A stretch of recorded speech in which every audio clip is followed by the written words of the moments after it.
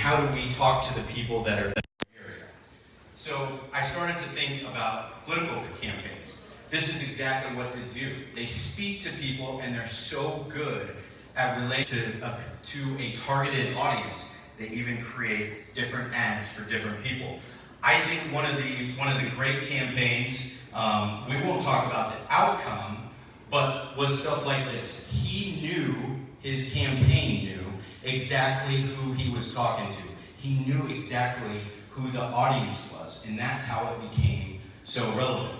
So I get to political ads because digital marketing is huge in this space. So why can't we think a little bit like them? And I'll get into some awesome examples of this earlier, but 2020 elections is going to set another record here. Anybody want to take a guess at how much money is going to go into 2020 political campaigns overall, not just digital?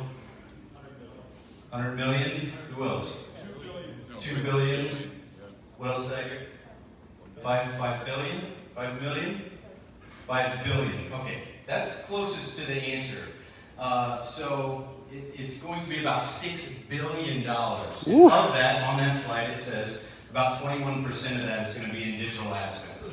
Now, you might have heard that Twitter is canceling all political campaign ads. Facebook is still doing that. Facebook's where you can connect with a lot of our people, and I love the stat that Scott told us about the average demographic of Facebook being 41. That's crazy. But I do believe it.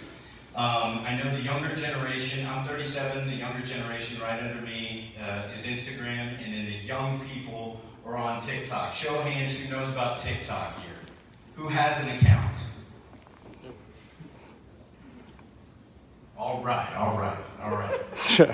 I love it. I'm addicted. It's really cool. If you haven't heard about TikTok, it's crazy. It's a video platform that matches up your video with soundtracks. So, I mean, it's so cool. It's in fact the reason why Instagram and Facebook have started doing those stories. You know, it's because they had to keep up. All right. Anyways, so 1.6 billion is going to be spent by digital ads. So maybe these political people are catching on to something. So how do we connect and get on that same page? All right, so I was asking Tiana, I was like, hey, where's the dealership at? And she told me, I think it says Boyertown, Pennsylvania, but then it says Gilbertsville, Pennsylvania. So are they close?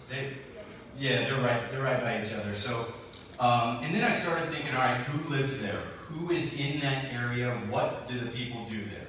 So I started talking with Karen a little bit, and she was telling me, hey, Reading's real close, Allentown's real close, there's Pottstown is really close there. So I wanted to learn about the people there.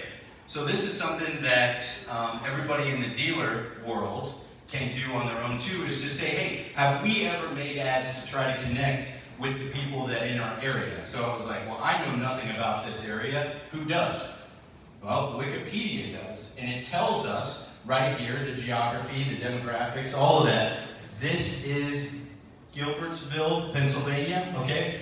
The last thing on there, notable landmarks, it's right at the bottom, is gone.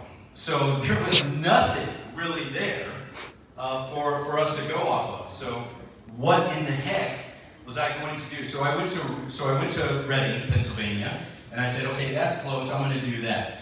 So we got Reading Hospital at number 1, then East Penn Manufacturing, Carpentry, there's an Ashley Furniture Store, a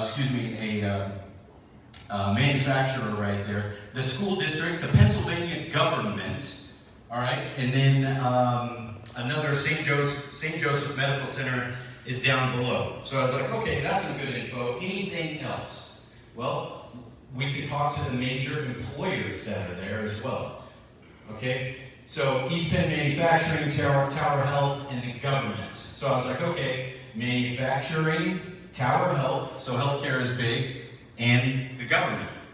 So we should probably talk to those people that are there. All right, so let me show you what we were able to do. Oh, I found one other thing. Horse stables. A ton of horse stables around here. So when you think about how we're going to talk to the people that are in all of your areas. I took a dealership out in the middle of the nowhere with no memorable landmarks to speak of. They had one, but now it's closed down. So I said, how in the heck am I going to come up with the right audience? Well, just a little bit of research, I was able to tell what's good there, who the major employers are. All right? And this is something that as a digital marketer, we have to do. Okay, so I was trying to think outside of the box. I don't just want to bore people with cars and low prices. I'm not going to speak to anybody. That doesn't work, right? What if somebody's not interested in a Buick or GMC, right? We sell all kinds of makes of vehicles at our stores. So we really can sell them anything. All right, so I thought about saying, going down some of the typical routes of, okay, well, hey, I'll just import a list from her dealership and talk to previous and past clients. All right, so this can be effective. CRM lists are good, but how good are they? Furthermore, when you talk about how you have to hit people with CRM, with email marketing, I just pulled up a recent example from Nordstrom on my email account. It starts at the bottom at 10:10. They pretty much email me every other day, if not every day, all right, up until about 2 weeks ago. I must have unsubscribed. But this is how much they're hitting email marketing lists. So I wanted just to go into email marketing lists a little bit because a lot of dealerships rely heavily on the CRM to do this type of stuff. So I wanted to show you an email marketing flowchart and just so much of the if-then logic that goes into this. Here's Cameron's from Billboard, all right? So if your dealership isn't sending out custom and personalized emails to your database based on what that person has done and interacted with your emails, do they open them, do they watch videos, do they come back to the website, how good are these email lists and that type of thing? So I wanted to speak to the people that were here in this area. So I'm going to show you how we do this. You heard Sean Bradley talk earlier about the LGBT. So I started to think, okay, Tiana's part of that community. Can we use that? So I started to do some research on, do other companies do that? And do big companies promote that in their advertising message? And here's what I found. A company by the name of PayPal does it. AT&T, I have a clicker here. IKEA, and Intuit, the CRM King, Salesforce, okay? So all of these companies are saying, hey, this is something that we like and we want to put in our branding message, so I want to reach out to those people. Those people are just like us, they buy cars too, okay? So if these big brands are doing it, I want to connect with those people because why? I can target them on Facebook, and I'll show you exactly how we did that. There's horse stables in the area, so I thought, wow, what if we came up with an ad like this that catered to people that are into horses and stables and riding and ranch hands and everything that's going on in that part of the country. The other thing that was big was the battery company, it's called East Penn Manufacturing right now.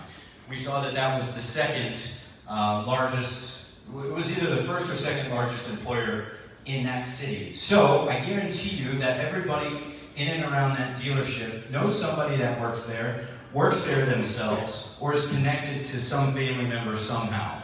Think of all your Ford D plan and your Chevrolet plans that you have for manufacturers. It's kind of the same type of deal, but we just made up an offer for them, all right? And I'll show you what that looks like in a second. So to cater to the manufacturing industry in that area, we came up with some ads. And just simple pictures like this. So what if us as dealerships started talking to our communities like this and kind of just stayed away from the cars and the offers and all that? It takes so much effort to be so up to date on all of that. So I'll just show you some of the stuff that we did and we tried, and I'll get into some of the stats and reporting so you can judge for yourself how it did. So just putting ads together like this that can connect with people on a personal level. Hey, I'm a person, you're a person, we should do